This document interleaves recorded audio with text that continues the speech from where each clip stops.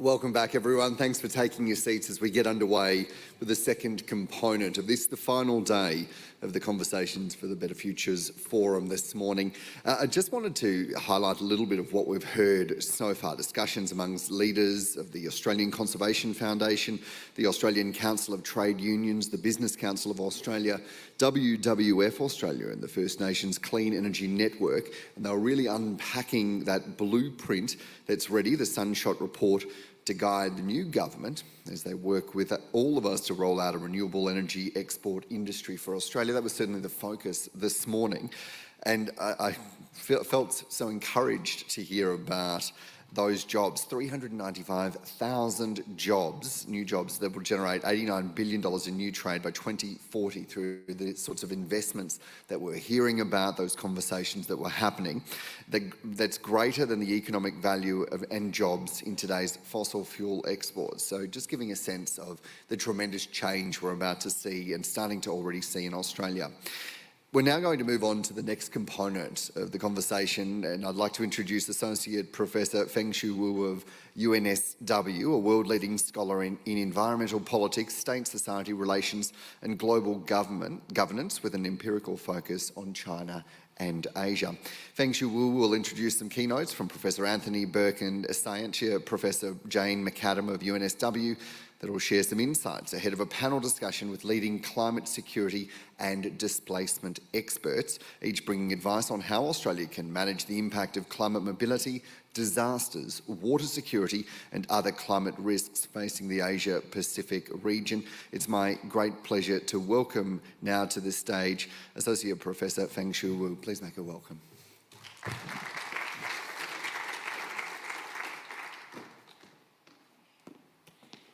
Thank you, Dan, for such a kind introduction.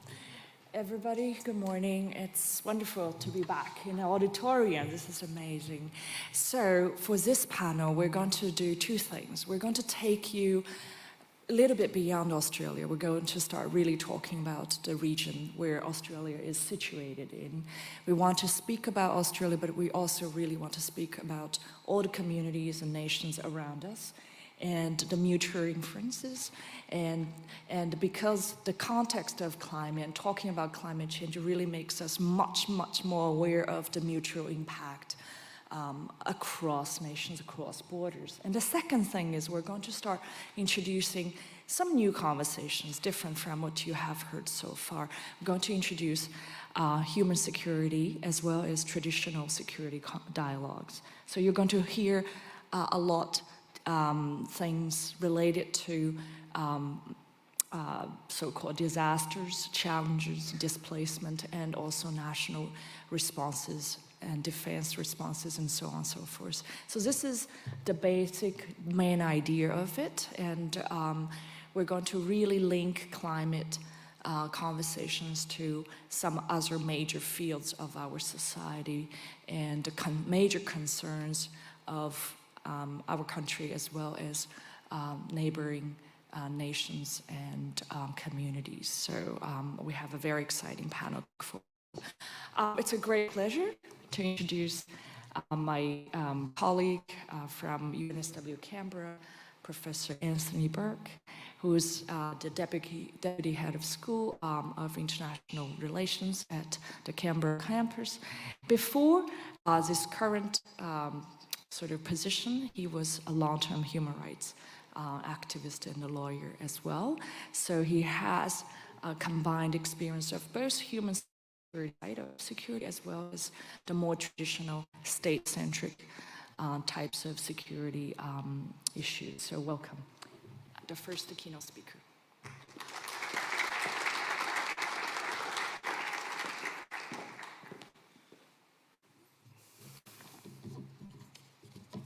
Thank you, Fengshi Wu, and thank you to the organisers of this event for this honour. And let me acknowledge that I'm speaking from the land of the Ngambri peoples, the Canberra region. I acknowledge their elders past and present, and that sovereignty has never been ceded. It's a truly perilous time for global climate politics.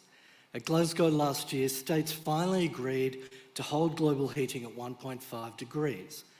But so far, their pledges will only hold global heating to 2.4, and emissions are still not coming down. The carbon budget for 1.5 could be used up within 3 to 5 years. Beyond 1.5 is a zone of rapidly increasing risk where catastrophic tipping points loom.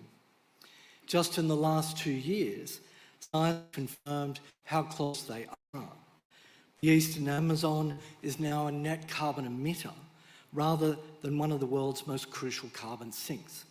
Greenland ice sheet melt is accelerating so fast that at least a foot of sea level rise is inevitable, and possibly 3 times as much. Then when we add all the recent disasters our region has had to deal with, it's clear that the UN Framework Convention on Climate Change, its goal of limiting dangerous anthropogenic interference with the climate system, has passed. Now we're trying to avert catastrophe.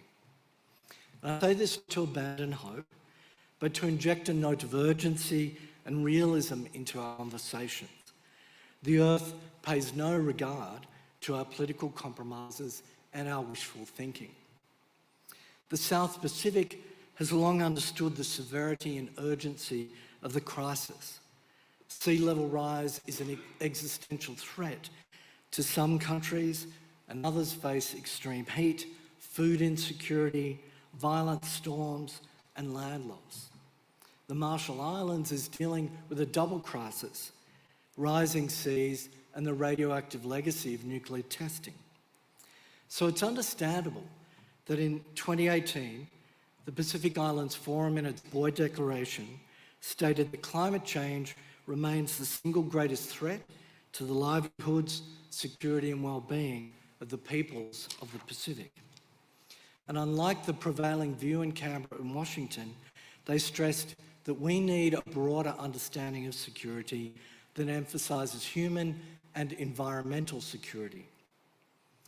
The national security concern with climate change is both timely and risky. Yes, militaries must take notice of the issue and work to rapidly decarbonise their systems and build their capacity for humanitarian and disaster relief. Right now, they're in the ironic position of being a major contributor to climate change and a first line of response in the face of its effects. Yet the terrible record of Australia and so many countries in border protection, flouting international human rights law, shows that the national security lens can generate grave harms to the very people that should be our concern. Human and Indigenous rights have to be at the centre of the justice challenge in climate change. Former Pacific leaders also know the risks of thinking about insecurity in solely geostrategic terms. The Pacific Elders' Voice, which includes a former Secretary General of the Pacific Islands Forum and former presidents of the Marshall Islands, Palau, Kiribati and Tonga, has criticised the way that the new US Indo-Pacific strategy was developed with little, if any, consultation with Pacific Island countries. Their March 2022 statement reminded us that the security and future of the Pacific must be determined primarily by Pacific Island countries and not by external powers competing over strategic interests in our region. And they reminded us, these nations have done very little to address their own greenhouse gas emissions. Little has been done to address the impacts of climate change in the Pacific caused by their respective greenhouse emissions. We should also recall that according to Greenpeace's report on Australia's diplomatic bullying of the Pacific, Australian diplomats tried to remove that sentence in the Boyd Declaration that I quoted earlier, that climate change is the single greatest threat to the peoples of the Pacific. Yet, the 2017 Australian Parliamentary Inquiry into the national security implications of climate change recommended that the Commonwealth Government develop a white paper on climate security. I have no confidence that the new government will develop such a paper. After some of the worst fires and flooding in our history, Canberra is moving too slowly in improving its understanding and its machinery of climate security. Now, if such a white paper or strategy is developed, it should be built on widespread consultation with the peoples and governments of the Pacific. It should also consider the interests of the animals and ecosystems in our region, 1 billion and 24 million hectares of whom burned in the Black Summer fires. Pacific coral reefs and mangroves are dying as global temperatures rise, yet they provide crucial protection and sustenance for our region's human and marine communities. If we take their interests seriously, we can move from an unstable climate security concept to a genuinely ecological one. Yet, as the Pacific Elders Statement reminds us, the first line of defence against climate insecurity is climate mitigation, cutting emissions. And here I would make an appeal to Pacific leaders, parliamentarians and civil society. The Paris Agreement on climate change is failing you, for the simple fact that all its decisions must be adopted by consensus. We saw in the final plenary at Glasgow, when China and India blocked language on phasing out fossil fuels, the power that the voting rules give to states who are determined to delay action. They enable the most irresponsible to dictate to the most vulnerable. Pacific countries, as part of the broader Climate Vulnerable Forum, have been instrumental in pushing the Paris Agreement to be more effective and science-based. It's their efforts that ensured that the 1.5 goal is embedded in the agreement, and they continue to pressure for annual increases, not 5-yearly increases in national ambition.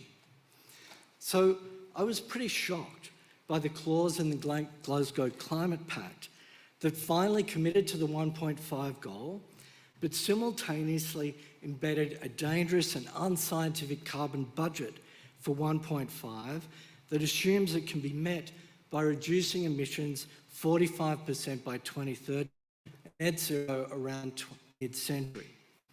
This carbon budget was developed in 2018 by the IPCC and appeared in their 2019 report on global warming of 1.5 degrees. Yet the world has continued to emit record volumes of carbon since then, more than 164 gigatons. And the IPCC now estimates that at most we have 300 gigatons of carbon emissions remaining from 2020. That's 4.5 years from now at current levels. The safe carbon budget gets smaller with every hour that passes. Now, every climate vulnerable state, including the Pacific, voted for that language. But they must be aware that this reduction pathway is a guarantee of catastrophe for much of our region. So I appeal to Pacific countries to urgently consider throwing their support behind new legally binding treaty proposals that would phase out and ban fossil fuels and deforestation. There are well-developed proposals for a coal elimination treaty and a fossil fuel treaty, and the latter has garnered impressive endorsements from over 100 Nobel laureates and thousands of scientists and cities and subnational governments around the world. There is a viable pathway for these treaties. It can be seen in the success of the joint state and civil society campaign to achieve a treaty on the prohibition of nuclear weapons in 2017. They used the General Assembly to stop the roadblocks posed by the NPT's consensus voting rules and establish a negotiating conference. This all happened very rapidly. Just 5 years after the first conference on the humanitarian impact of nuclear weapons was held, a treaty was adopted, and it's now in force. Now, I can imagine numerous political and strategic objections that could be raised against this course of actions, but against those should be weighed the imperative of survival. Just beginning serious international discussions along these lines could have a valuable knock-on effect for global action under the Paris Agreement. And you can be sure that the state leading the way will have the support of every climate-concerned activist, security expert, and citizen in this country. Thank you.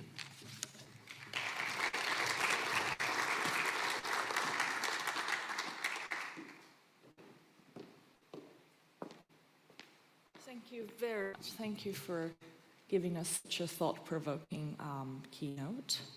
And I'm sure many of you are like me, have lots of burning questions. We're just going to wait until the panel. I'm here going to first check whether Jen is joining us through the virtual platform.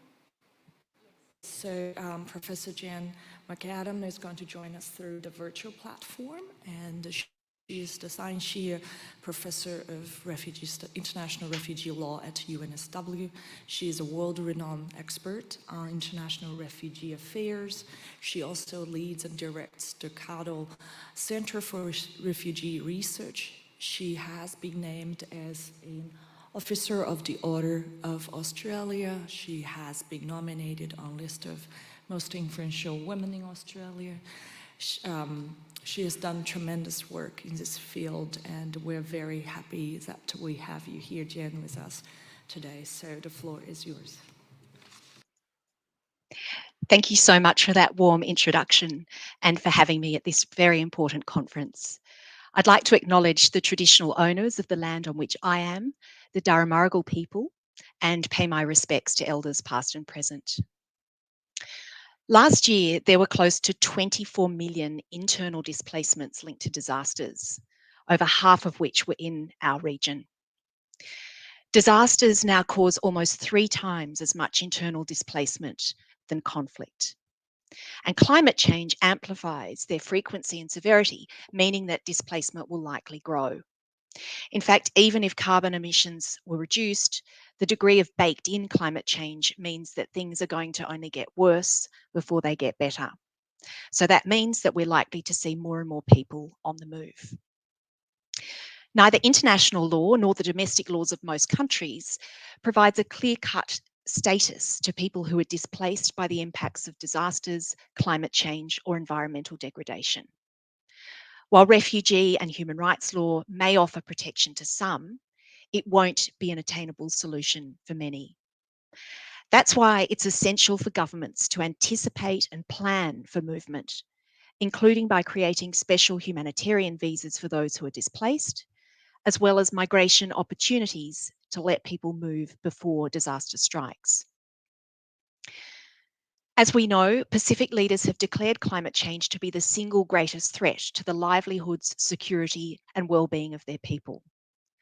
Climate change not only threatens lives and livelihoods, it also threatens the loss of place, culture, family, and identity, as well as dislocation from ancestral lands. In some places, climate change presents an irreversible and existential threat, particularly for low-lying atolls where food and water insecurity are already a reality.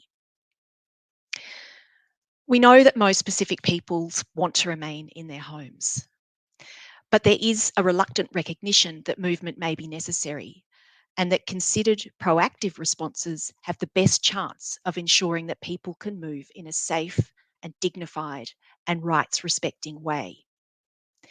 This year, I had the privilege of working with Pacific governments to draft the world-first Pacific Regional Framework on Climate Mobility.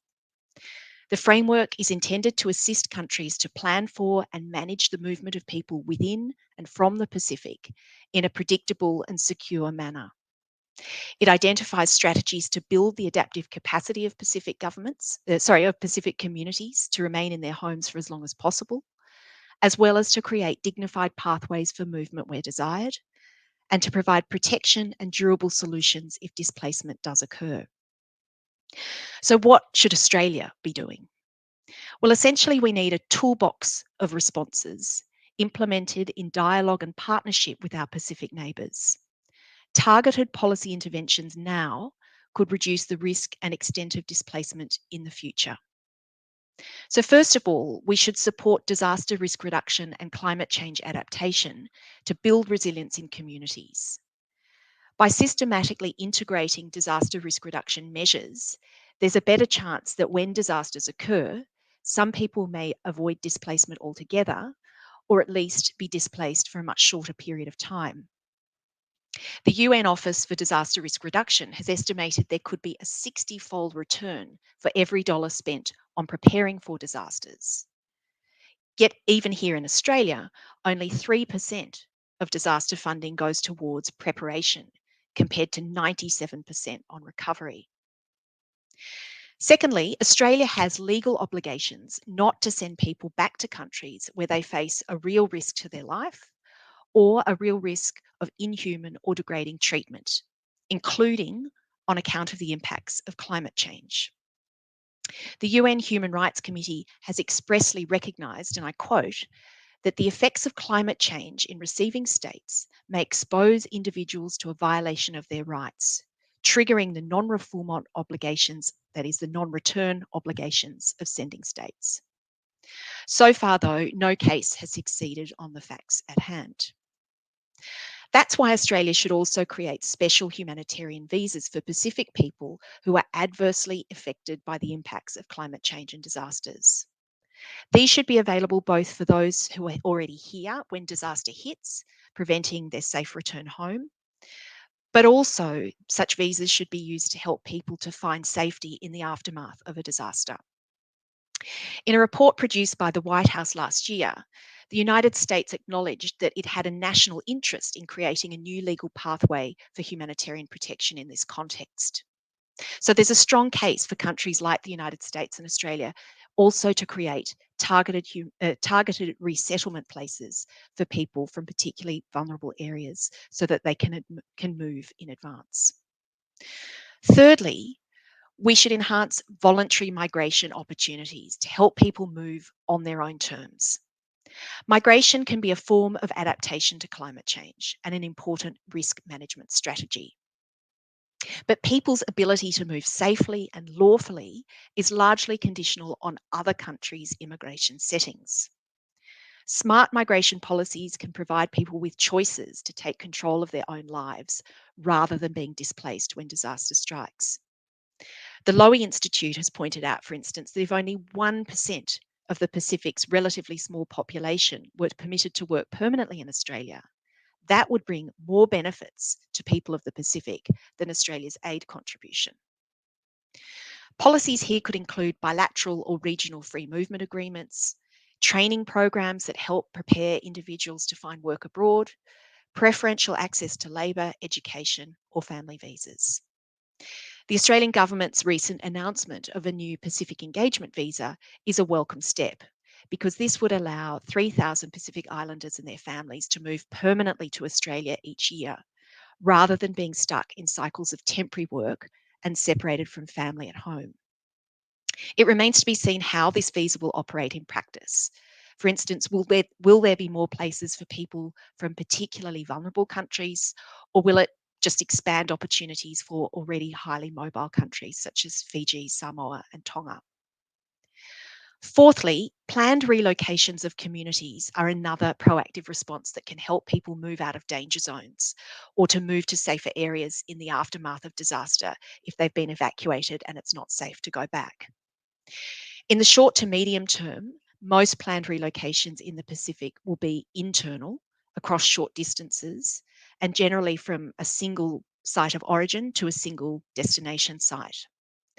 But over time, cross-border relocations might also be required, and these raise very particular challenges. My own research with relocated communities shows the long-term intergenerational consequences they can have, including an enormous sense of injustice. So for this reason, it's essential that any planned relocations are undertaken with the full participation and consent of affected communities, with their rights and interests safeguarded. On this, Pacific communities are well ahead of the curve. Both Fiji and Vanuatu have already developed national guidelines on internal displacement in the context of climate change and disasters. And these are to assist the government and other stakeholders to try and address and reduce vulnerabilities linked to displacement. Fiji has also created national guidelines on planned relocations and has established a climate relocation and displaced peoples trust fund for community and infrastructure. Like New Zealand, Australia should contribute to this trust fund to provide much needed financial assistance. Indeed, one of the biggest barriers in this field is the lack of sustainable financing to support responses to climate mobility. Financial investment is critical to ensuring that responses are effective and sustainable. Ongoing investment in people is crucial, including through livelihood diversification and support, education, skills training, community-based disaster planning, and financial literacy. This is also imperative as a matter of international solidarity, collective responsibility, and climate justice. So, responding to climate-related displacement is not just a humanitarian imperative, it's also in Australia's national interest. The stability and prosperity of the Pacific directly impacts us, while we in turn benefit from the economic and social contributions made by Pacific people here.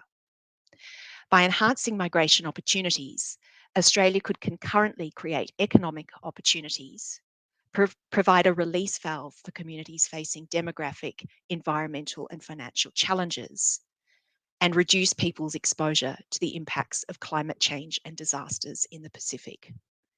This would be a significant contribution to the region as a whole. Thank you very much.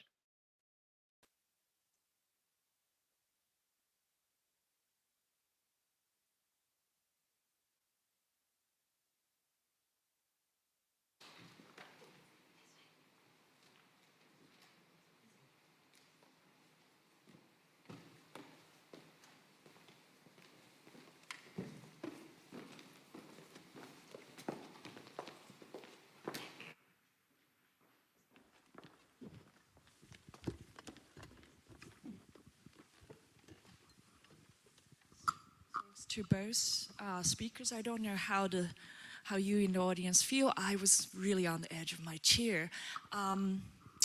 Thanks to both Anthony and Jen. And I think we started really hearing this interconnection between Australia and all the neighboring communities and nations. We hear sort of the unfolding between the so-called most responsible countries and the most vulnerable countries. We hear the very critical and even irreversible consequences on some of the neighboring communities. But I also hear very detailed recommendations. That's what I hear as well. New declarations being drafted, new solutions being thought through. So thanks again to this really good opening of the conversation. So we now have a panel on stage. I'm going to open the panel and hear some of the potential sort of initial reactions and as well as some of the further responses, some other recommendations as well before I turn the floor back to maybe Jia and Anthony again. And we have a chance to hear from Willie Misak. I don't know if he's going to join us online. He is a former negotiator of the Vanuatu government, so maybe we still have a chance to hear from him directly, so we're waiting online. So here we go. I think we'll go with the list. I think first is Dr. Elizabeth Boulton, and you've written a book on a potential sort of first integrated, sort of ecologically minded national military sort of guideline of this mega crisis. So why don't you tell us more about that? Because working. Yeah, thanks very much. And I'm great to be here. And I also want to acknowledge we're on Ngunnawal land. And it's really nice to see some Indigenous people in the meeting. So often we give acknowledgement of country where I am anyway, and there's no Indigenous people in the room. So I think it's fantastic to meet some here. Yeah, the approach that I took is that, you know how quite often people describe climate and environmental change, the combined problems as some sort of existential threat or the greatest security threat in the Boe Declaration. I said, well, what if we did consider it as a threat and applied military threat analytical methods and analysis to the problem and considered, see what comes out of that. And I just want to highlight that this wasn't to securitise the problem, which as many people here would know introduces a lot of problems, but it's just an analytical lens to just see, well, what comes out if we do that. And what came out of that, just to give some of the key ideas, is one is that it was basically a philosophical examination of how we understand threat. And I'm proposing that climate and environmental change together aren't actually just an economic or a policy or a technological issue, but actually they constitute a new form of violence and killing and destruction and harm that will be the dominant form of violence over this century. So it's the dominant threat or killing. And that, this is a type of threat that presents in a completely new sort of way that we've never encountered before. So we have to completely recalibrate how we understand this threat and even the elements of hostile intent to cause harm that are embodied in that. And that argument itself provides a whole lot of anchors to legal arguments as to why we need stronger measures, because we're not just talking about someone's profits, we're talking about killing millions of people. So just see how it changes the argument. So that's the first thing on threat. And then the next thing was to then consider the threat environment. And just very briefly, I'll say that echoing what Professor Burke said, is that we now need to understand the environment. I call it entangled security, that planetary, human and state security are now inherently entangled and interconnected with each other. So that's understanding the context. And I'll add to the context that we're also moving, I would say, inevitably to a multipolar world, and that earlier Australia's involved in the conversation about what a multipolar world looks like, the better it is for us. So that's the context. So then you analyse this thing which I call the hyper threat in the context of an entangled security environment, and provide a whole lot of strategic planning methods, SWOT analysis, even the principles of war and all sorts of things like this to it. And then I came up with an example plan E for Earth, everybody, everywhere, everything, as just really a creative narrative example of what could come if we frame the problem in a different way. And I just want to highlight straight up that there is this sort of, people always think, oh, securitise the problem, it's going to be this draconian top-down sort of response. And I'm pretty much saying, well, no, I'm starting with a blank slate, and actually the nature of this threat is that it has to be bottom-up localisation, essentially shifting a lot of resources to local levels. And we can design it how we want. And so it's actually quite exciting, because it opens up a whole lot of opportunities, and particularly for the business people in the room who were talking yesterday about, well, that's a great technology, but there's no real investment benefit for it. In a security sense, we don't really ever have that argument. We don't say, well, we can't purchase that rifle because we can't make a profit from it. We just get the rifle. So if there's a technology we need, we just get it because it's a security argument. So it sort of changes the arguments about economics and that sort of, so yeah, it's, I would just say it's a paper, not actually a book, but it was published by the US Marine Corps in April this year. So, yeah. Thank you, Elizabeth. Elizabeth has years of experience in emergency logistics, both as an Australian Army officer as well as an NGO staff.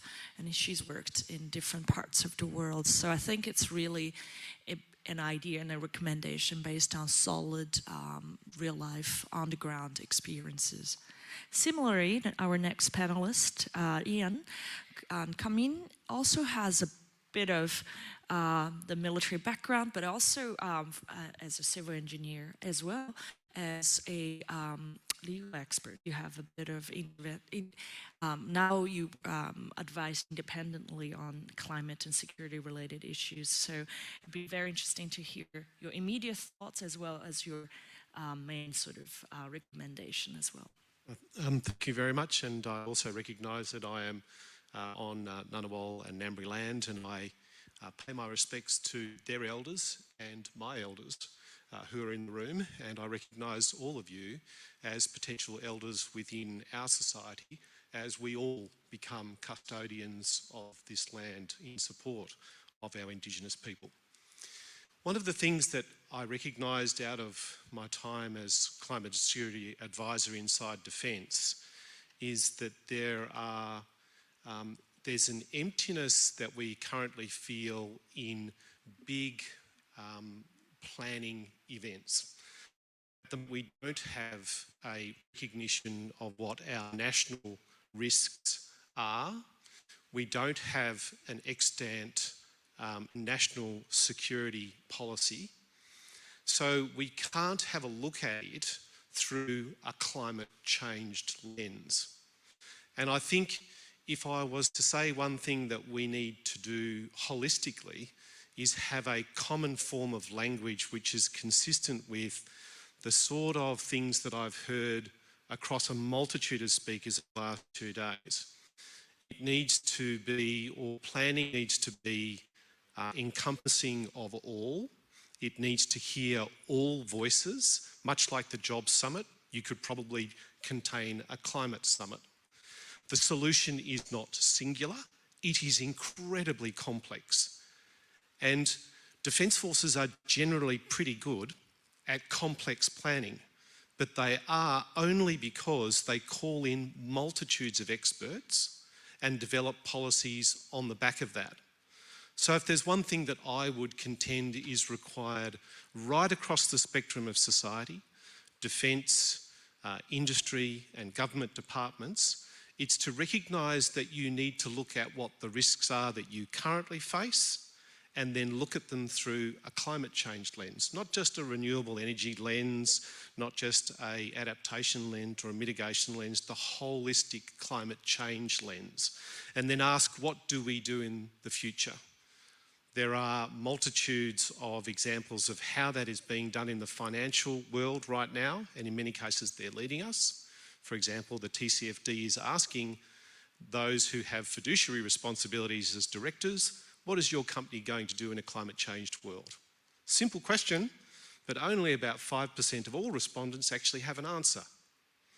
And we as a society, we as a government, we as a defence force, we as a department, we as a business should have an answer to what do we look like in the future. A shared vision, even from the last group talking about a shared vision. And I think there are shared visions that we currently have, like the Sustainable Development Goals, that haven't got, I think, enough airing at this sort of forum, that actually give us an ethical frame that we can actually begin that planning and ask ourselves, what does a climate change world look like, and how do we move in accordance with that to a better place and a shared vision? Thank you, Ian. And I think I'm hearing a bit of sort of shared views already. This, the potential for increased connection across different sectors, reimagining security in a sense, and really writing a new narrative that could highlight the importance of climate in national security overall thinking and frameworks. Our next panelist, Professor Pichamon Yeophantong, who's a ARC Australian Research Council DECRA Fellow, who has done very great work related to Southeast Asia and the Mekong region, who has also been nominated as a human rights fighter by the 2020 Advance Award, whose research focuses on the role of civil society. So again, slightly different angle. Civil society as a whole, which, civil society is a complex term, involves all different sectors as well as a whole, and their response to natural disasters, to man-made natural disasters, and to climate change. So, Pichamon. Thank you very much for that, and thank you also to the keynote speakers, to the organizers, and of course to everyone in the room and online who are attending this. It's always wonderful to see interest in these topics, and I think, to echo what was just said, we really do need to carve out that Chad vision for the future. It's not so simple though, and what really jumped out at me when listening to both Tony and Jane speak were two words. So from Tony's keynote, it was the word bullying. From Jane's keynote, it was the word dignified. And I think together they kind of provide a really good, almost summary of the experiences of communities, of environmental human rights defenders that we see across the Asia-Pacific region. I said already that we need a Chad vision, but we of course have to acknowledge the differences in the experiences that communities, that individuals have to go through when it comes to climate impacts. I recently had the privilege to go back home to Bangkok, and one of the issues that has now made headline news is the fact that Bangkok is sinking, much in the way that Jakarta is. At the same time, in Southeast Asia, one of the prominent issues is, of course, the airpocalypse, air pollution, that has gotten increasingly more severe over time. And so what that really tells me, and this is also what's told to me often by counterparts, by stakeholders in this region, is that for us, climate change looks quite different from how it's perceived in Australia or in any other country. It's not this abstract idea that the climate is changing, even if that is scientific fact. It is the fact that our lives are endangered by toxic chemical spills. It's endangered by the lack of fish in our lakes and rivers. It's the fact that we are being endangered, our way of life, our dignity as human beings, that is being endangered by the development projects that governments are pursuing without due process, without consulting the communities that stand to be impacted. And so to them, that is what climate change means. It looks different, it has different implications, but what that really harks back to is that idea of bullying.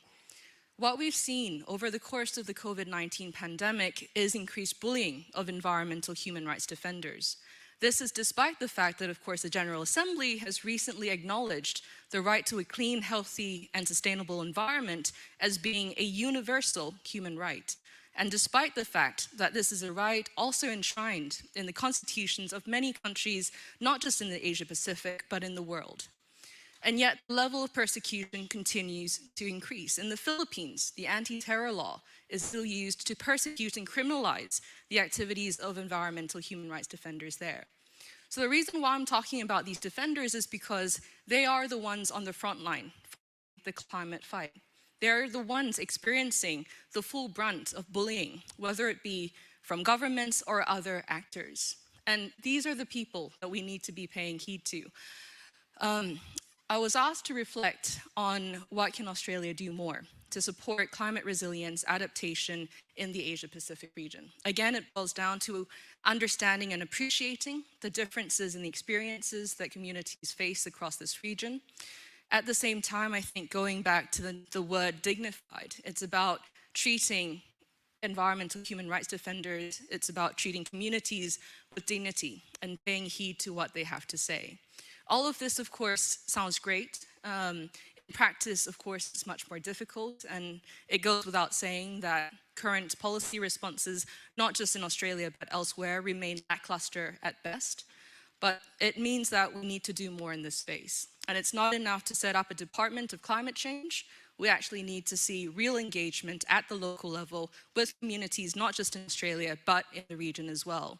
And this is where I believe in people-to-people diplomacy. It's where I believe that we cannot just leave this up to governments, we also need to do it ourselves. It's about us reaching out to communities in this region, learning about what they're going through, and thinking about ways collectively, together, to see how we can chart a better future and carve out that shared vision. Thank you. Thank you, thank you. Before I open up for questions in person, I just want to thank all the panelists. I want to throw out my question, but you have some time to think about. We've heard your recommendations, we've heard your visions.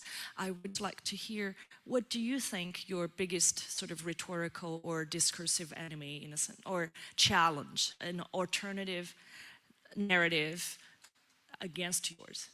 And how are you going to convince that side of ideas? Who is the direct challenger? You need to really work on that and refute their argument, and or convince them, persuade them to become closer to you, corresponding to your own recommendations. But you've got some time, and I want to collect some questions from the audience, and then I come back to all the panelists, and then each of you will address the questions you hear and also the follow-up thoughts you've got after listening to your co-panelists. Yes, please, I think. Ray Minicon. Look, thanks for your presentations here. It's getting close to the big white elephant in the room that we don't want to talk about too much. And I wanted to bring it up in the last presentation there, and that is the military. Because the military is the greatest user of fossil fuels on the planet. And they need our minerals to actually make their weapons, also to operate their weapons, and ironically, we're in their building where they train their people to use those weapons, and those minerals come from my country, and we export them overseas. They make their huge big military arsenals out of our minerals, our coal, our fossil fuel, and then they direct them back to us again. It just, for an Indigenous person, it just seems stupid. We're idiots. And we're just destroying our country time and time and time again. And so I wanted to ask this question about transitioning from non-renewables, which is our fossil fuel industries, which the military depends and relies upon. Our country spends about $48 billion on the military here in our country in order to try to keep us safe. Other countries spend a lot more than that. Lots more. And in terms of that, you know, it's just not only the gas and the coal and the other minerals, there's bauxites and uranium, all of these things. It frustrates us blackfellas that we are producing this stuff that can wipe out the whole planet or whole nations just at the press of a button. It just seems so dumb. And these are the countries that come into our country and they don't give us a seat at the table to have a say at this. They refuse our voice. But here's the thing that I'd like to ask. I mean, one country on this planet has done that. I think it's about 70 odd years ago that Costa Rica got rid of its military and spent it all on its environment. And the only people that invade Costa Rica are tourists. So how dumb are we? How stupid are we? And how are we going to go from this non-renewable dependency to the renewable stuff that we're talking about, this brand new, spanking new vision that we're still trying to figure out?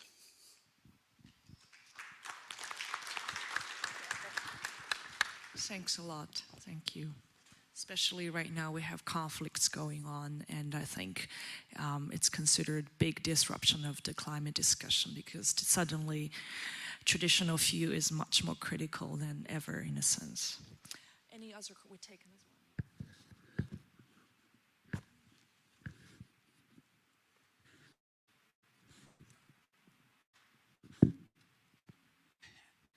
one? Jenny Goldie from Climate Action Monero and Sustainable Population Australia. I was moved by what Jane McAdam had to say, and I've certainly taken it on board about how we have to treat people that are displaced by climate change. I want to talk about adaptation actually, and I refer to Pakistan, which really has broken my heart, and I'm sure broken the hearts of many other people watching this people suffer from the massive floods there. But I saw a statistic a couple of days ago that Pakistan's population had increased 50 million. I think it was 50 million, it could have been 40 million, but it was a huge amount of people. Just in the last 12 years since they had their last floods. Now, Pakistan's per capita emissions are very low, so we're not blaming Pakistan for climate change, but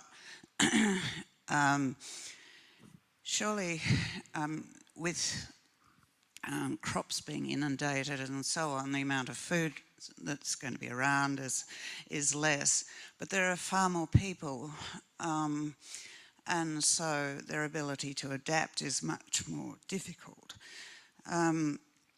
So my question really is, when we're deploying finance, shouldn't we be helping people to live within their carrying capacity, existing carrying capacity, and new carrying capacities, which are probably going to be less than they are now. Sorry. Just looking at the timer, so I think we come back to the panelists. Meanwhile, we collect some more questions from internet as well. So we go with Tony and then Jen, and then back to the other ones. Yeah, thank you for your comment about the mining. I think it's a really good point. I've written about this in relation to nuclear weapons and uranium. And I think it underscores the fact that kind of Indigenous sovereignty and justice has got to be a really central part of our thinking and action and reform in dealing with the climate crisis, because you really point out a level of absurdity that is underway, and you know, with some of the terrible things that have happened around Aboriginal people and mining in this country, with sacred sites destroyed, you know, traditional owners being disregarded when mines are commissioned, etc., etc., etc. Just at that level, that's going to be important. As we ramp up with electrification, new kinds of minerals come into play.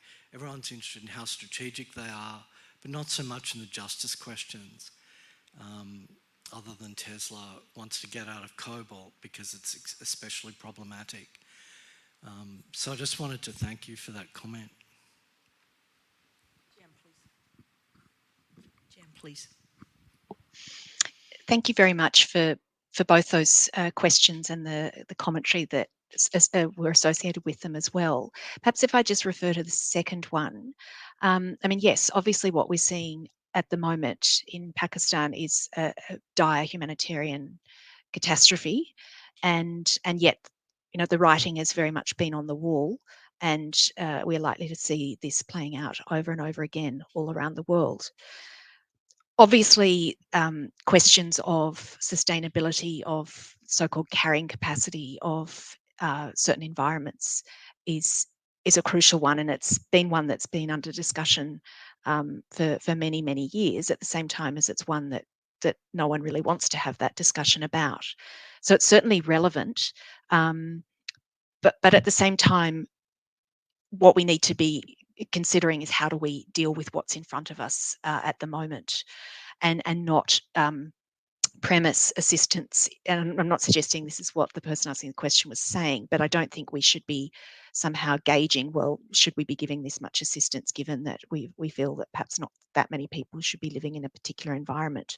And if I can turn to the Pacific context, for well over 100 years, the so-called carrying capacity of countries like Kiribati and Tuvalu, when they were colonies, were being discussed.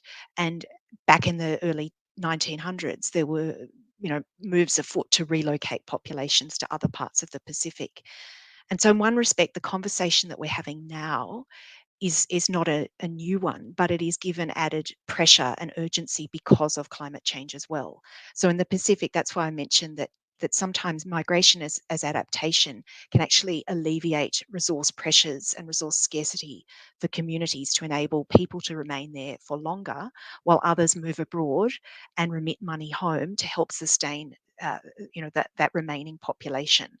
So you know, I don't think it's an either or, but certainly in this sort of holistic approach to how do we deal with the impacts of climate change, you know, every facet of policy making has to be looked at. Thank you.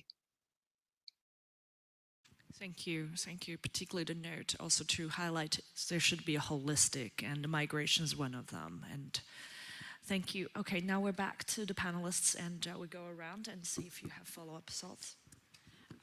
Thanks. Yeah, I just want to recap on Roy's comment about the craziness of the current situation. I think that was my key outcome of my research, was actually our threat posture now is incoherent. It's sort of hinged on the old industrial world and the resource extractive method, and it's ripe for completely reimagining and reforming it and bringing a lot of that capability to the table. But the biggest incompatible situation at the moment is that at the same time, at this decade, where we have to make incredibly difficult transformation of our transport and energy systems, of which you're all aware and dealing with, and it's already so difficult. At that exact time, we have a growing trajectory towards a World War III type scenario of potentially the West versus the rest, and that even if it ends up being a Cold War scenario where we just spend a fortune and it sucks up a lot of our engineering and intellectual capability and our taxpayer funds, that still could derail our chance to get a safe climate. So I'm arguing actually, and then you throw in the greenhouse gas emissions, then you throw in the destruction of, for example, we have to think very differently about laying sea mines in the Asia Pacific, for example. What would that do to fisheries? We have an incredibly fragile ecosystem, so it's not like World War I where we had abundant sort of nature. Anything now is going to pressure load a fragile ecology. So warfare now, posited as being for our security, would undermine our security, and it would virtually guarantee that we would all sink, we would all go down the dangerous climate change trajectory. So I would say it's actually now, I call it a new mutually assured destruction scenario. And one of the things I'm calling for in Plan E is that we need urgently a climate emergency peace treaty that would allow all nations to focus on containing the hyper threat of climate and environmental crisis. It's bad news that it's incoherent at the moment, but the good news is that the capability for completely reforming our whole approach to security is quite exciting. So, yeah. Uncle Roy, thank you very much for your question. It's a great question. It goes to the fundamentals of why we have militaries at all, and that's real politics. The opportunities and threats from climate change are abundant in your question. Climate change asks us to reimagine what the future is like and to have a defining narrative around what we might be in the future. Your people have the ability to look backwards 40 to 60,000 years. Now ask ourselves, what does it look like when we look forward 40 to 60,000 years, and who has the context to actually define what we are as a people and as a species to protect this earth? And ask ourselves whether that's an appropriate mechanism, this type of real politics. The only chance we'll get to actually make those types of decisions, though, is to be aware of what the climate is going to do to us and how it presents a threat. And the only way you can do that is to be truly learned about it. You need to define what we are and what climate does to us in order to actually define what we might become. And I think that needs to be, again, shared, and it needs to be one that we have as a discussion as a whole. Let me share with you, though, I think every young man and woman who's been sitting in the same seats as you are shares, I think, a real sense of service for their country, a degree of custodianship for their people, and a desire to see that we do the right thing. Be the foundation of a new narrative building. No, I don't think I can do justice to either question, but to echo what Ian was saying just now, having also had the opportunity to teach here, I think we can have faith in the future generation. As cliched as that sounds, it is the case that the young women, men that I've been teaching here are very cognizant of the climate challenge. But I think one particular episode for me really resonates with respect to how difficult it is to talk about climate security, to talk about non-traditional security in the defense context. There was one particular officer who was talking about climate change as an existential security threat, using the word existential. and was then provided feedback by a quite prominent national security commentator saying, it's not existential. We have a rather different understanding of what existential means within the defense setting. And I think that underscores the challenge, which is fundamentally a difference in understanding, a failure to grasp the exigency of the situation that we're in. And so unfortunately, I think if we want to see real change when it comes to policy, it's going to be incremental. It's going to take time because these ideas do not change immediately. We can try.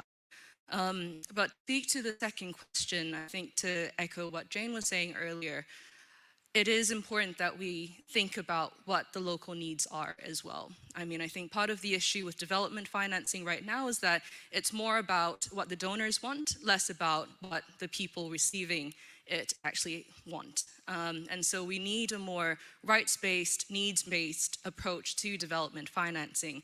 And that means actually listening to communities that we're purportedly going in and helping. But again, I cannot do justice to either question. I'm looking at the timer, which is already minus, which I think is very apt for the situation that we're all in. Because climate change, we often say it's a countdown timer, but in reality, we're already experiencing it. And for most communities in the Asia-Pacific region, it's a reality. So, stop there. Thank you all. Thank you very much. And this panel wanted to open these difficult questions. I think climate security, or the nexus between national security, traditional security, and environmental security has been going on. But this moment, ever since February, I think the challenge has been doubled or tripled. I think the traditional narrative of national security definitely has truly come back, and I think for all the people who has always worked in the interface between security fields and climate and environment field, I think the challenge suddenly has becoming more acute in a sense. But I want to say that there have been lots of effort in this interface area. This is the sort of the immediate hope we can all hold on. Hopefully, the accumulated knowledge in this interconnecting sort of field can lead to some other outcome, positive outcome in the next few months and years, in a sense. This is the wrap, and I hope you all have enjoyed this panel. And I'm giving the floor back to Dan. Thank you.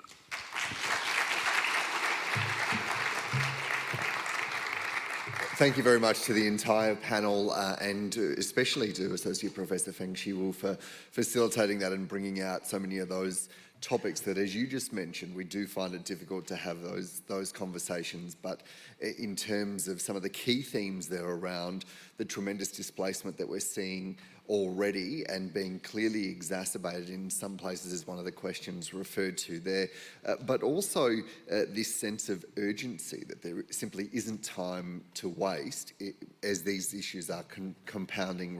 So, ladies and gentlemen, please thank Professor Fengshi Wu and the panel. Thank you very much. Please leave the stage now. Dan, over to you. Well, Dan, all I'm here to do is to say Dan now has to piss off and go to work. But big thank you to Dan for hosting the opening day of this session. Thank you. Well done. Thank you. Well done. Thank you so much. Dan, what an icon of Canberra and the nation. All right. Well, that was a great session. We've got one more session before we head off to lunch. In this session, we're going to zoom into the challenges and opportunities at a local scale. We're going to hear advice on steps the federal government can take to prepare for the increasing severity and frequency of natural disasters due to climate change. Before bringing on the panel, I'd like to introduce Dr. Paul Barnes to share some insights into the roles universities have in the disaster recovery and preparation space. Dr.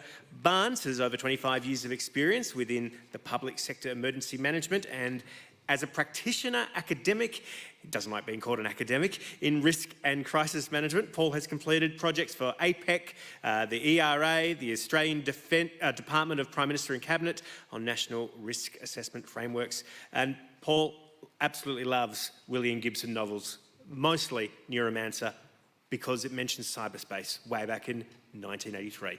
Give it up for Paul.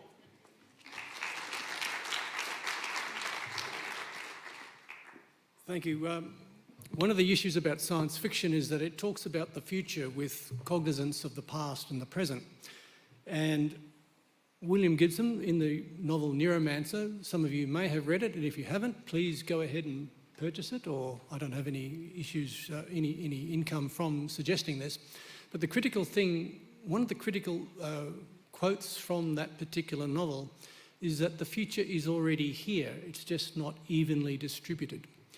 And the notion of future impacts from climate change, weather variability, vulnerabilities in the landscape, vulnerabilities in our social, cultural and historical context of how we live is quite germane to the sorts of issues that I have 10 minutes to share with you.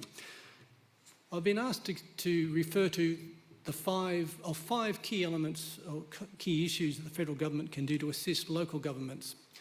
And when I look at local government, I think of local communities, because basically people live in communities and local governments manage and support the service provision and the way of life and the living conditions in those local communities. First point, local communities, some of them are wealthy, relatively, some of them are very poor in terms of their rate base. So there is an inability to pay for and resource many of the preparatory and vulnerability reduction outcomes that you might see in large council contexts. But I'll start with brevity in mind with the first of the 5 elements that the federal government could consider. I think the federal government needs to appreciate that the first 100 days of a response and recovery effort is not the most critical timeline. They should be looking at the first 1,000 days post initiation of response and recovery. Having seen the effects in, for example, one location in southern New South Wales, 2 years after the bushfires went through that particular part of the Snowy Valleys that I do field work in, the local communities are still in crisis response mode. The electricity is back on, the water still runs, potable water, everything is good, but the emotional response to the danger that they were facing, the destruction that they endured, is still tangible. So it's not the first 100 days that have to be critically referred to and resourced. That's obviously important. Disasters have a very, very long tail. Again, back to statistical distributions. It takes a long time for recovery to actually end. So the notion there is it's the first 1,000 days plus, not just the first 100. Critically important. Second point, the federal government needs to recognise that local relief and recovery costs are beneficial investments and they need to be in place. But there are more important costs, I think, in terms of vulnerability assessments ahead of the disaster or the crisis emerging. Risk mitigation, investing in what you can do to reduce the likelihood of future ongoing impact and cumulative effect through time. And in preparing the preparedness, planning, response and recovery, the PPR acronym that all of you would be familiar with, I think, investing in community preparedness by engaging with the communities to ascertain what they need to prepare for, how they wish to prepare, and how to go about what they are doing, enhancing ownership and advocacy. It's a long-term, a critical long-term societal benefit. It's an investment that needs to be considered. So it's not just what professionals think and know needs to be done in the acute, hot pursuit of a crisis response, an emergency response. It's what the community feels they need and knows they need. Local knowledge goes a long way. Third point, and this is probably one of the most critical, I think. Federal government needs to support the harmonisation or deconfliction of strategy, policy and practice across the jurisdictions from federal, state to local. There has to be an alignment, may I suggest, of all of those elements. Because you can respond, lights and sirens are always going to be there, logically, but unless we have a harmonisation and an alignment of the intent within the legislative policy frames and the settings across those 3 levels, we will not be as effective and efficient as we need to be. Building resilience requires that seamless alignment. It's not just intent, we have to have the structures of governance in alignment. Fourth point, many would have followed the Royal Commission, the Bushfire Royal Commission, and the adjustments in terms of what government entities existed before and what was created subsequently. We've had the National Recovery and Resilience Agency change and merge with the Emergency Management Australia to form National Emergency Management Australia, NEMA. The federal government needs to be aware that they have to manage expectations about the efficiency and effectiveness of the new agency. There's been so much churn within government, certainly the federal levels, and to a great degree also in states. We've seen recently Resilience New South Wales morph into 2 different sections and a change of the way things are happening in that state. But with all the mergers and acquisitions, if I can use that particular term, new agencies have to be given time to actually get settled and do their work and find their feet, if I could use that metaphor. So we can't expect NEMA to be perfect from day one. We can expect them to work together in the merger of the cultures of the 2 agencies and other related agencies that work with them. And we have to be aware and be assured that what they need to do as they move forward as the new entity is not just preparedness, response and recovery. They have to incorporate resilience as a systemic national outcome. What does a resilient country look like? What does a resilient state look like and region? What does a resilient community look like? Resilience as an output of a whole range of activities needs to be considered. So don't put them on a pedestal just yet, support them as they get their feet, because the new agency needs time and it needs to be actually be effective to deliver the services they're expected to deliver. The 5th point, the federal government should consider creating and promoting an assurance framework for emergency management. How can it gauge the effectiveness and the efficiency by which its funding is applied in regions and in the local settings specifically? Victoria and Queensland have Inspector Generals of Emergency Management, whose role is to talk to the premiers of each of those states and say, Premier, we've done the best we can, but there are ways in which we can tighten the bolts of our engine and do better. They are also charged through those roles as statutory authority holders to do reviews of post-event response. What can be done differently? What can be done better to enhance outcomes? So it's critical at a national level that the federal government, when it's applying funds through its state agencies, through to local agencies or local levels, has an ability to know how efficiently its funding is delivered. So they're the 5 points that I think the government could consider. The most interesting task I've been given is to talk about the roles of universities in supporting preparation and disaster recovery for local government. Universities, I feel, having worked in one in the past as a tenured academic for many years, are a sovereign capability that have been underutilised by the federal government over many, many years. There are capacities, there are expertise sets within all of our universities that can be utilised very quickly in enhancing local betterment. And that's not just in conventional research. One of the elements of what the universities may need to also do is change the way in which they offer their services. So it's not just 3 years waiting for an answer. People who need to want to engage with universities effectively in the disaster risk reduction resilience space should be able to ask a question and get an answer within a week. From my perspective, they should be able to ask a question and get an answer within an hour. So, stepping forward, we need to incentivise a different way of doing business in universities.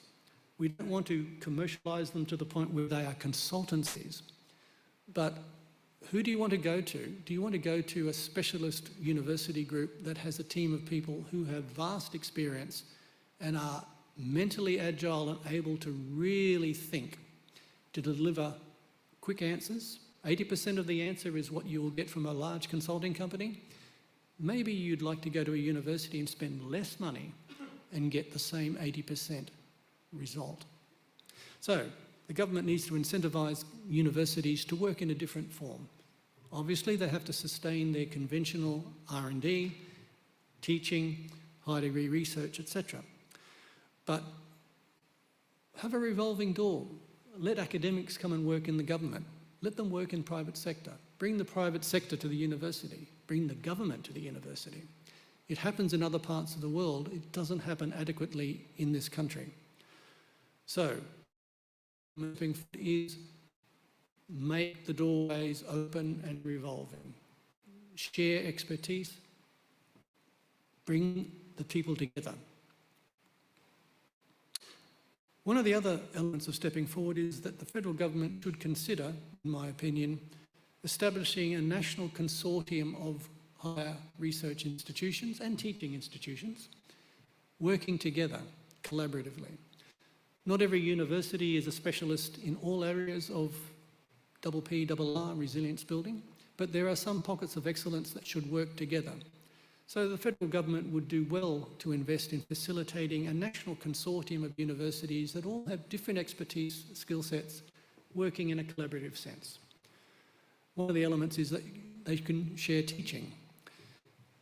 An element of European academic life is the coup-de-tel, where you have a PhD candidate that works across multiple universities. I think that can be done in terms of teaching. Where does an emergency response agency go to have their professional development?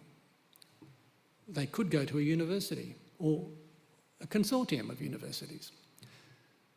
Universities, I think, are sunk costs that the federal government can utilise. Societal benefits come from higher degree research, higher degree work and education at the tertiary level. And I think in terms of my experience working within universities, teaching crisis response management, researching these areas, and having worked in the industry for many years, having memoranda of understanding between universities at a state level, working through state and local government, is a critical thing. I've seen the benefits of such arrangements in place. Where does an emergency response agency go to have its research and development arm? Most of them cannot create their own. They don't have the budget for that, and they're not necessarily large enough for that. And it's not necessarily something that they should internalise as a capability. But if they work with universities, the universities become their research and development arm. Where do local governments go for that sort of expertise? Similarly, they can link to a university. Part of the consortium of research institutions that I've alluded to, every state has a number of universities. Many of them work in this field or work in areas related to the outcomes of recovery, response effectiveness and resilience building. Link local governments with their state universities. Co-create together. Don't come in with a solution, work with the local communities, the local councils and the regional spaces. Determine what is needed, work collaboratively, co-create solutions, but incentivise the universities to do it. Universities are more than just publications and books and teaching. They're a sunk sovereign capability that the federal government needs to utilise on behalf of the country. I think this is a way forward. It's a positive way forward, and it certainly would benefit local, regional, state governments as well. Thank you.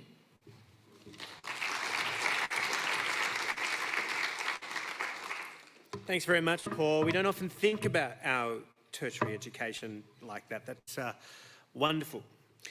Just a bit of housekeeping. There is a lost phone in the foyer. If you have what looks like to be an Android phone with 3 cute kids on the front, you can go pick it up and to help people identify the phone. There's also a notification about how to get a 6-pack in 30 days. So if that's you, your phone is out there. on the desk at the front. So go and get it. All right, I'd like to now introduce Jason Sharples. Jason is a mathematical scientist and internationally recognised expert in dynamic bushfire behaviour and extreme bushfire development. He currently leads several projects with the Australian Research Council and Bushfire and Natural Hazards Cooperative Research Centre. He also shred on the guitar in the Canberra band Undermined. You can check him out at undermined.net and listen to the 2021 EP You, available where you get good music. Please give it up for Dr. Jason, or Professor.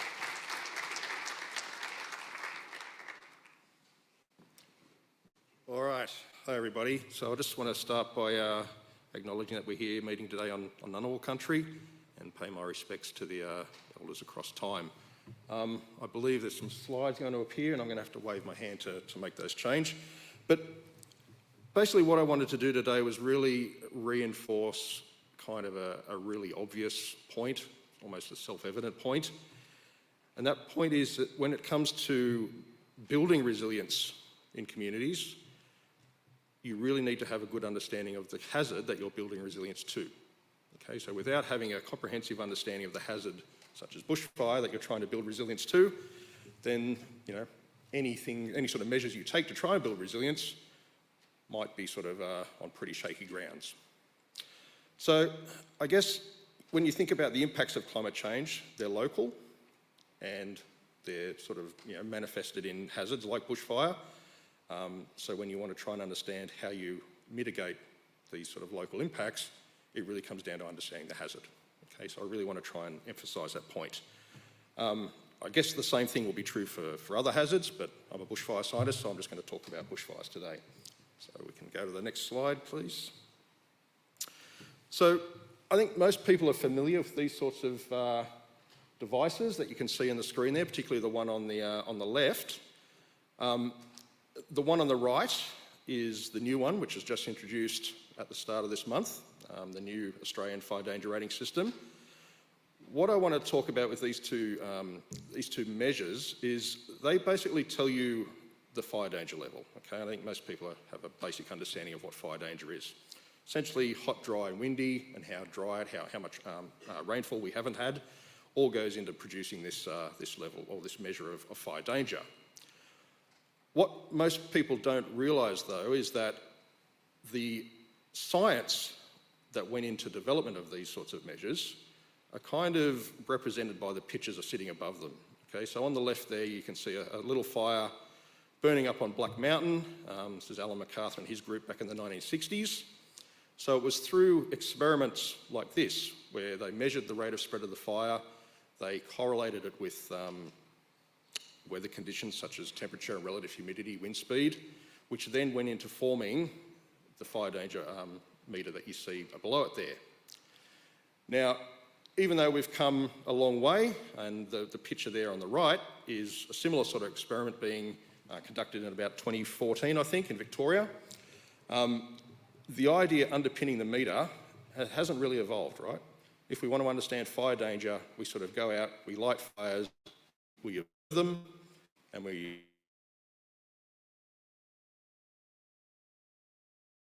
do what's going on in the environment, temperature, relative humidity, wind speed, for example. So despite the advances that have gone on, and there's been some significant advances, the basic way that we try and understand fire hasn't really changed. Okay? We observe them, and the thing to really note here is that it's quite comfortable not to stand too far away from these fires and watch what they're doing, right? The real disconnect we have is pretty evident, I think, if we go to the next slide. They're the fires that we've been sort of training our models on. These are the sorts of fires which are the ones which have been having our lunch for the last few decades. Okay? You can't stand next to these things and take observations. Okay? The photos here that are taken of them are kilometres back, tens of kilometres back. Okay? These things don't represent fires so much as they represent atmospheric storms. Okay, the one on the left there, which is a fire back in 2013 in the Grampians, Victoria, most people you show that to think it's a volcanic eruption. Okay, it's not, it's a fire. Big fire. That one there, you can actually see it's developed to such an extent that the plume of the fire has actually gone up and hit the stratosphere.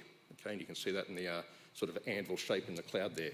So what we have here is what we call a pyrocumulonimbus. Okay, fire thunderstorm essentially. The other two are examples from North America, not quite getting to the pyrocumulonimbus stage, but towering pyrocumulus and still with their own set of unique hazards and fire behaviours that come along with them. Okay, now I've tried to show one from Australia and a couple from other parts of the world, just to emphasise that this is not just a problem we're having here, this is a global problem. Okay, climate change is having similar effects all over the world, and these new fires that we're getting are presenting unique hazards and unique challenges in ways that we possibly haven't anticipated in the past, and even the sorts of models or mitigation measures that we're introducing now don't really gel with what we're experiencing. Why is it important to understand these sorts of fires? Well, if we go to the next slide, this was the township in the vicinity of the Tubbs fire back in California in 2017. It was, at the time, the most significant fire, and you can see there I've had to update my slide because the year after, this was no longer the most devastating fire in California history, it was the second most, okay?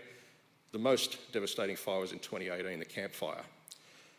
Why is it interesting to understand these sorts of fires? If we just sort of press click again, you can sort of see that the impacts, oh, that didn't work, okay. If we go back to that one, sorry. There's meant to be a little animation there which hasn't worked for some reason. What we're talking about with these sorts of fires is, you know, costs up in the billions of dollars, thousands of structures lost, hundreds if not thousands of kilometres squared of land being consumed, and multiple fatalities. Okay, so we can go ahead now. This is a cover, I'm not sure if it's that easy to read, but this is a cover of Wildfire magazine, which is kind of the industry publication for the International Association of Wildland Fire, published back in 2021. But it's interesting, the little blurb down the bottom there, it's sort of talking about the California 2020 fire season. Worst fire season ever, again.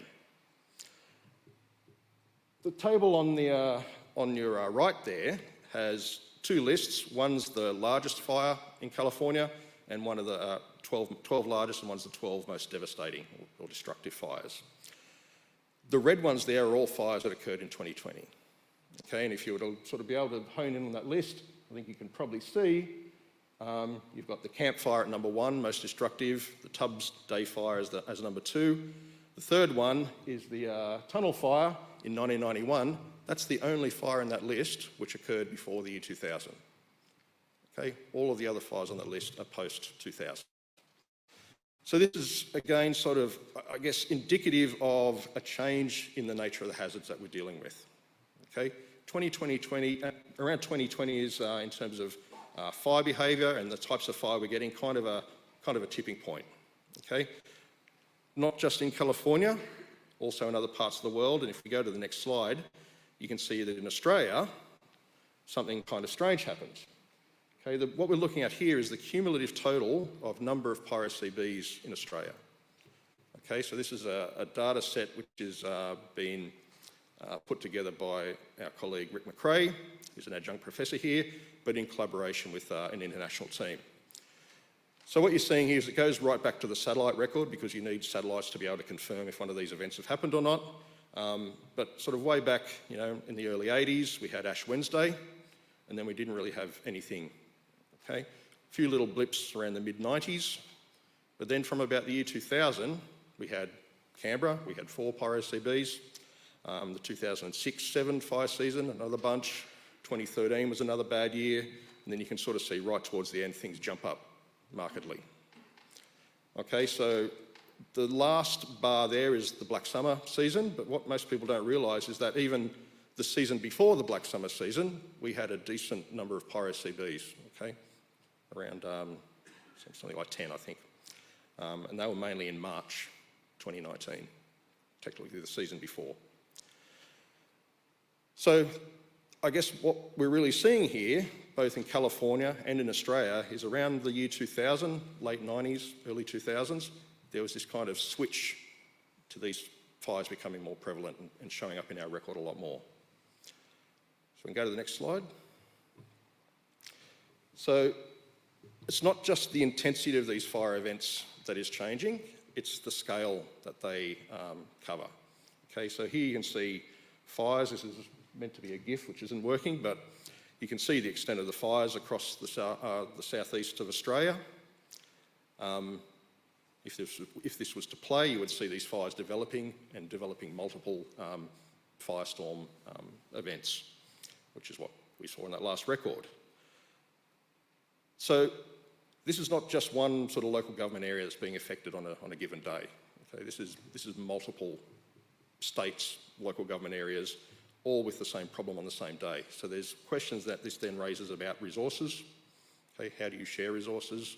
How do you deal with this when everybody's got the same problem all happening at once? Normally you could just get the brigade from nearby to go and help out, or you can't anymore if they're already dealing with their own problem. Even more broadly, we now have the situation where the Northern Hemisphere fire season and the Southern Hemisphere fire season are sort of merging together, and so the usual sort of sharing arrangements between aerial appliances and things like that are being constrained. Just some of the statistics there, you know, there's various reports of between 5 million and 18 million hectares burnt in this event. I'll just go with a middling number. Thousands of structures destroyed, you know, huge impacts on wildlife. 34 deaths attributable directly to the fire, but the thing most people don't realise is that the smoke killed a hell of a lot more people. Okay, and I was actually talking to someone the other day and they were asking me, you know, when do you think we'll have our first mass casualty event in Australia from climate change? I said, well, we already have. And if you consider things like heat waves, we've probably had them many times over already. The price tag or the cost put on this event, again, the reports vary, but some of them go up around the $100 billion mark. That's roughly equivalent to 2 years' worth of coal exports. Okay, sort of wiped out in a few months. Okay, so next slide. So I'm not sure how well you can see this, but what we're looking at here is photographs taken of the fire impacting the urban edge of Canberra in 2003. And if you could see it better, what you can see is actually houses burning, burnt ground, but all the trees are completely intact and with nice green leafy canopies. So what we're seeing in these pictures here, in these sorts of events, is not consistent with the usual perception we have of a wall of flame coming up and burning your house down. Okay, what we're actually seeing here is consistent with what we call an ember storm. Okay, so embers are being shot from the fire, skirting along the ground, going underneath the trees, not really burning the trees at all, but then piling up against the houses. And after the main sort of front has gone through, houses then catch on fire and burn down. You then have further house-to-house ignition going on, but that's a very different dynamic to what is accounted for in things like the building standard, for example, AS3959. Okay, the building standard actually rates the level of the level to which your house needs to be built to withstand fire. It actually rates that in terms of a number which has units of watts per square metre, okay, which is a unit of radiant heat. So the idea there is that, or the idea underpinning things like AS3959, the building standard, is that it's radiant heat which is the main hazard. What we're seeing in these fires, though, is radiant heat isn't the main hazard. Okay, it's ember attack. So I've shown you a bunch of scary pictures and given you a bit of doom and gloom, but there is hope. 20, 30 years ago, we didn't have the capability to be able to model these sorts of events, okay? So the mathematical models we use now, the computational power that's needed to drive them, didn't exist 20 or 30 years ago. Okay, we're getting to the point now where we can start to actually model these things in a fairly scientifically robust way. Okay, moreover, we've been talking to local government, the Suburban Land Agency at the ACT government, talking about, you know, if you actually switch your thinking from radiant heat being the main bushfire attack mechanism to embers, then you can start to think about, all right, how do we use our modelling, our science, to understand how embers flow within this wildland-urban interface, and through that knowledge, are there things you can do to better design new developments, okay? So sort of this idea of smart urban design, as I think of it. Are there things that you can do as you're building your new developments which are going to build resilience in from the get-go? Okay, I think that's all I really wanted to say, but I guess we'll talk about that a bit more on the panel. Thanks.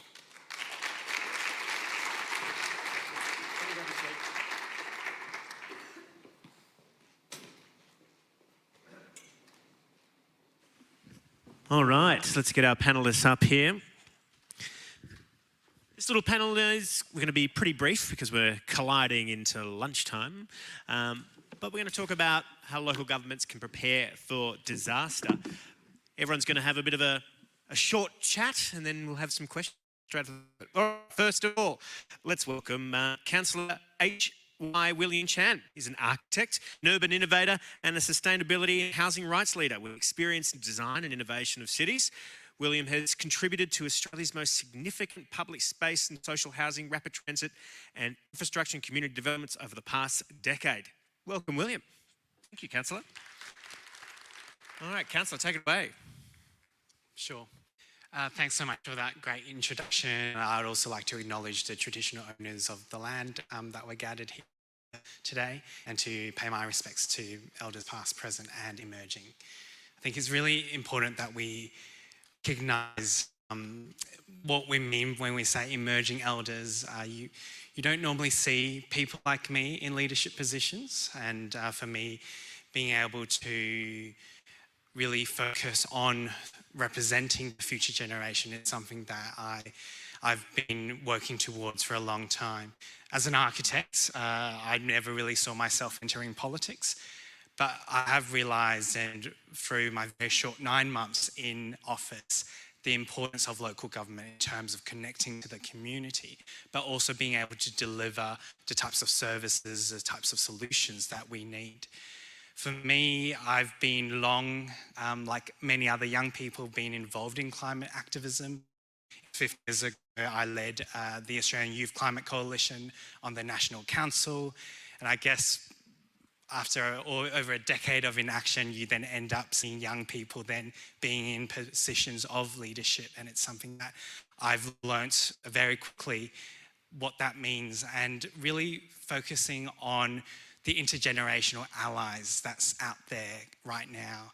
And I think it's important that in local government, in all levels of government, that we do seek out those people who are already doing the work, the existing leaders. And I'm fortunate at the City of Sydney to have the Lord Mayor Clover Moore be my mentor and be able to really understand how we create that change through policy, but through city making. And at the same time, it's also something I've learned that I also now have to, as I become older, I also need to very much recognise that I need to provide that voice for the next generation too. And most recently had the chance to very much come up with a concept where in any decision-making forum that we need to have a physical seat for young people, for the next generation at that table. And, you know, there are ways of making sure that that chair is sat at. But in terms of decision makers, it's important that we are in that seat so that we can make decisions informed by the future. But also our community needs to be in that seat too. Because for far too long, and a lot of the community concerns that I hear about is about today, is about me, is about now. And yet, what about the future residents? What about their concerns and their opinions? What about the next generation who inhabits our environments, natural or built? So it's important that I keep myself reminded, even though now that I have decision-making powers, and that our community and we all really think about that in terms of how we take that action. Thanks, Councillor Chan. There's been a whole movement to kind of align local governments with federal governments, and it's one of the top 5 points that Paul mentioned before. What opportunities do you see for strategic partnerships with integrating and aligning local governments and federal governments and state governments? Look, I think it's been great being able to be involved in the task force, the working group for Better Futures Australia in local government, and hearing their 3 key asks. One of them is vertical integration, and being able to focus on that alignment of our carbon emissions targets. Local governments actually contribute immensely towards that action. If 60 of the local councils and their climate ambitions in terms of reducing emissions are met, we're well ahead in terms of halfway of meeting the 43% that the federal government stated. So that's a huge influence that we do have locally. And I think it's important that the Australian government works and aligns those targets nationally with the local contributions and the actions that we can take. And at the same time, we can't forget then about how that can influence in terms of other ways horizontally as well. What are some of those actions right now? What's something immediately that can be acted upon? Sure. So right now, I think we need to kind of understand the responsibilities of local government, state and federal. For example, at the City of Sydney, we've just recently actually I moved at council last month, Australia's first ever local planning controls that actually include net zero energy use targets, but and a very clear pathway to certainty for developers and building owners where they can ensure net zero energy use by 2036. However, that only applies for commercial sectors because state governments and federal governments deal with homes and residential sectors, and we will great the National Construction Code come on board in terms of their review to make sure homes are now more sustainable and energy efficient too. But we need to really identify the types of gaps that exist. Great, thank you so much. All right, next up is Sophie Lewis. Dr. Sophie Lewis was appointed as the ACT Commissioner for Sustainability and the Environment on May 1st, 2020.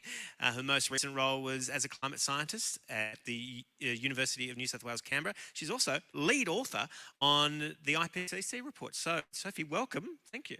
Thank you. I'm delighted to be talking about local government, seeing as I've never worked in local government and I live and work in a jurisdiction where we don't have that particular tier of government. Well, this is great. This is a yes and situation. This is like improv theatre.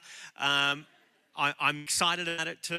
But you are very much a big picture person, and local government is very much a street by street kind of impact.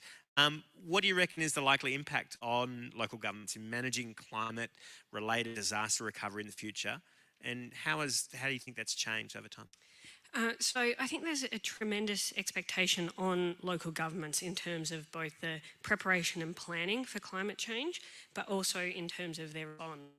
That's something that is going to only increase through time as more and more people are intimately and personally affected by climate change. And I think that's something that came out in what Paul was speaking about, is that what we've seen so far is nationally, we're really ill-prepared for the climate change that we've already experienced. And we saw that again through Jason's presentation of the Black Summer, or, that black year and the impacts on people, is that we're already experiencing these impacts of climate change, and we are ill-prepared in terms of our adaptive mechanisms for the experience of that climate change. So in terms of people on the street at that level that you're talking about, the expectation is that there will be someone there to help and support them in the response and the recovery.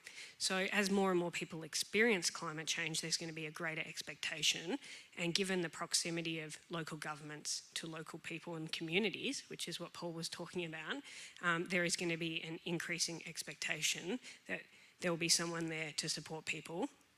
Yeah, that conversation about NEMA was pretty daunting to kind of have. Jason, you kind of said the 2019-2022, the 2020 bushfires cost $100 billion.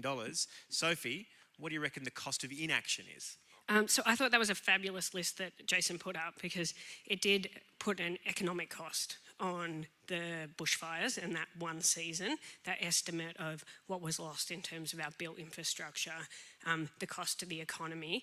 And there's been a lot of studies that have looked at the cost of inaction on climate change versus mitigation measures, and they come up with figures such as 130 billion per year for Australia alone.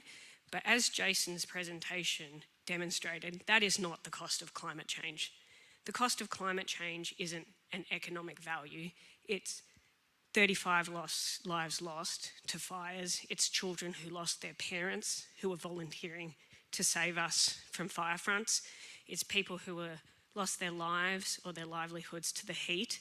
It's 1 billion animals that were incinerated and filled our homes with smoke. And the value of people and our environments and those ecological communities is truly priceless.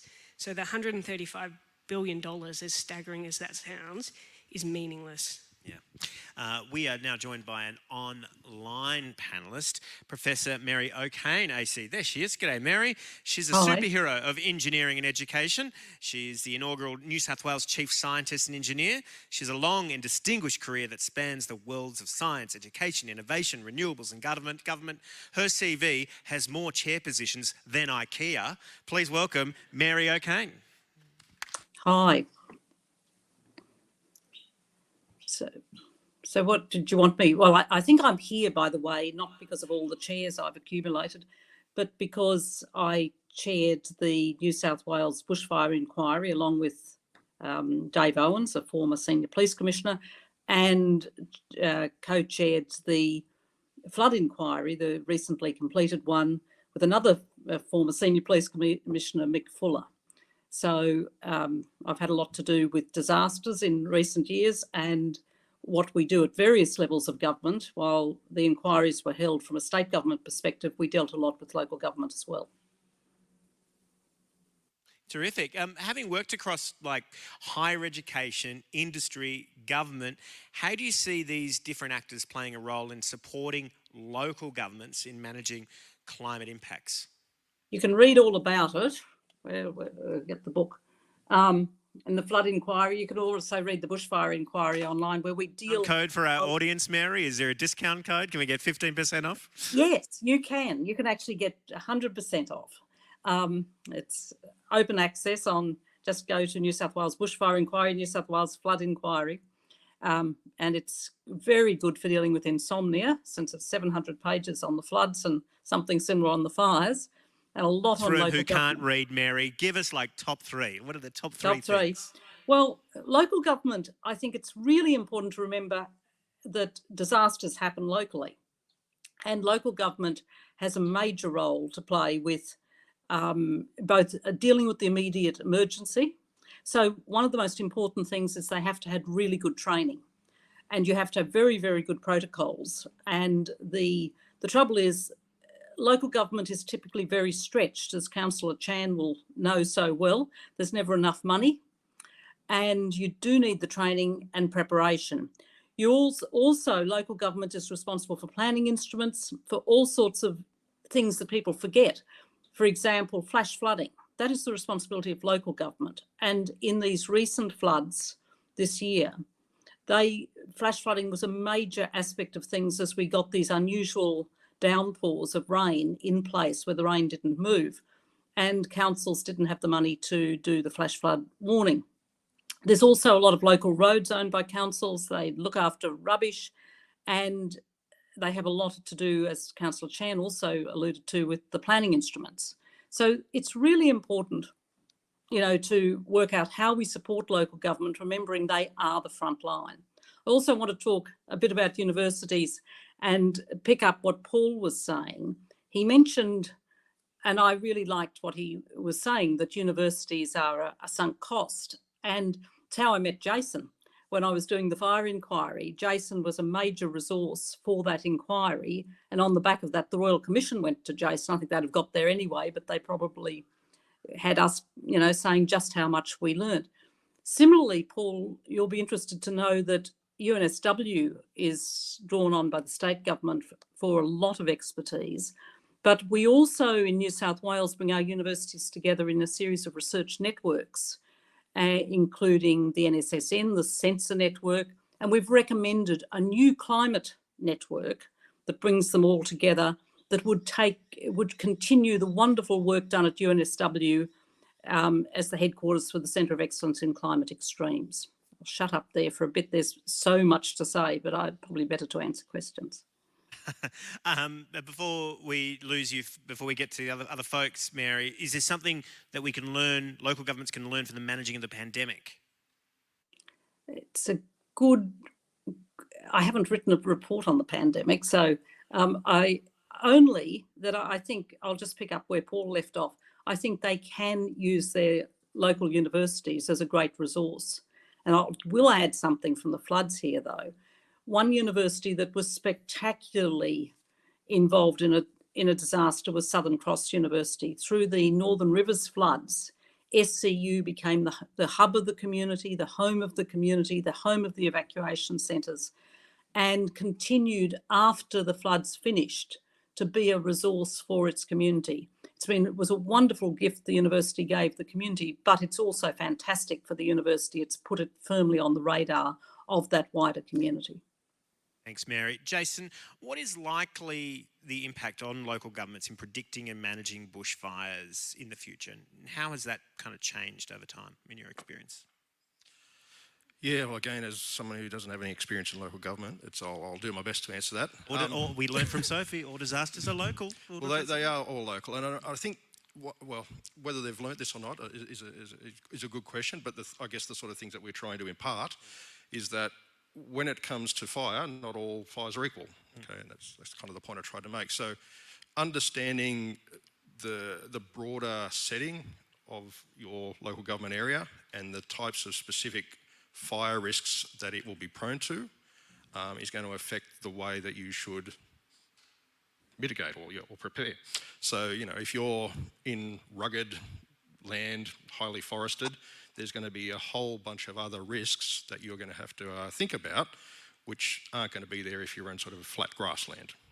Rugged and highly forested is my Tinder profile, so that's totally good. Paul, what is likely the impact of local governments in managing climate-related disaster recovery in the future? If they are resourced appropriately, they can be at the leading edge because all disasters, emergencies are focused in the local space, as we've heard. So if you look at the way in which emergency management is operated in all the states, they have an inverted triangle. The pointy end is the local community. All the needs in the emergency response are reported from local to state and resourced from state to local. So if there are really effective, robust relationships between local governments, the communities that they service, and the other areas of government, and certainly universities, but also the private sector, the public sector also, we can anticipate the sorts of needs that are existing now and into the future. One of the issues about science fiction, and the future is already here, is that Australia does not have a futures thinking capability at the federal level, variable at state level, and some at local level, to my understanding. We have to anticipate by understanding the vulnerabilities. The landscape is changing. Where does water flow? Where it wants to flow. But do we understand the vulnerabilities that relate to water, air pollution, dust storms, bushfires, etc.? If we understand where vulnerabilities exist, we can anticipate and invest to mitigate and consequence. Local government critically involved in that has to be at the forefront, but we have to hunt as a pack.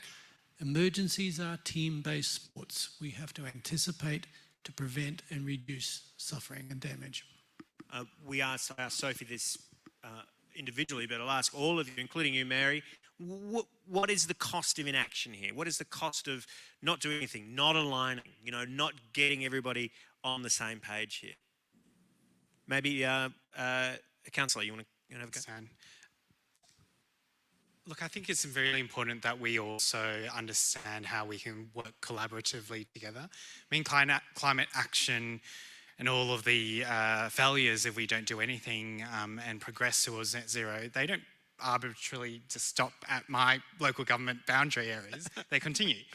And I think we forget, when we talk about silos, integration, we can just think, oh, everything's aligned vertically. actually what happens spatially on the ground is so important. And I think one, understanding the resources, you know, we mentioned about funding, how can we actually fund our councils properly to respond. But yesterday at the workshops, we were also talking about expertise knowledge.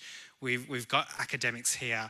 We need to have politicians who continue to rely on expert knowledge. In fact, having politicians who are experts themselves making those decisions, but also recognising that we need to work together. And the City of Sydney is a wealthy council. It's got the resources, and we're showing that leadership by bringing everyone else along and saying, so for example, the net zero energy building planning controls, councils across Australia can actually look at the modelling and feasibility that's been done with 6 of Australia's major developers in terms of how that can be actually actioned. And on top of that, we're just about to actually launch the beta version for the first time, Resilient Sydney, which is hosted by our council. Greater Sydney councils, all 32, can now have access to proper climate modelling, and that's based on New South Wales government data. So we're like a facilitator. We're trying to facilitate that action to happen. So you share a lot of your data with a lot of other councils? Absolutely. I think it's really important to recognise the differences in terms of how each councils operate, but where we can actually have shared knowledge and shared actions together. That's great. Mary, what about for you? What are the costs of inaction when it comes to... Well, more people flooded out and more people burnt out. Lismore was a great example of what we can see more of in Australia, where we live a lot on our floodplains. And unless we move people off the floodplains, when we do get the sort of new form of storms we're seeing, more people are going to drown. So I think, and a similar phenomenon is the issue Jason was talking about in the fires. So we really have to go back and see, can we, it's not sustainability in a sense of changing the way we particularly live within the house, it's actually moving the house. Well, thanks to all of our panel today. Please give them a round of applause. It's really good. And I believe Jason is going to play us out with a song from... No, you're not going to play it. No, that's okay. No, sorry, no, not at all. Didn't bring the guitar. Okay. We've got a scheduled break now. We're coming back at 2 p.m.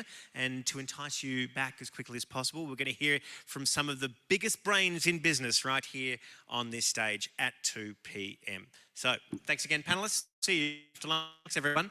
Thank you, Mary.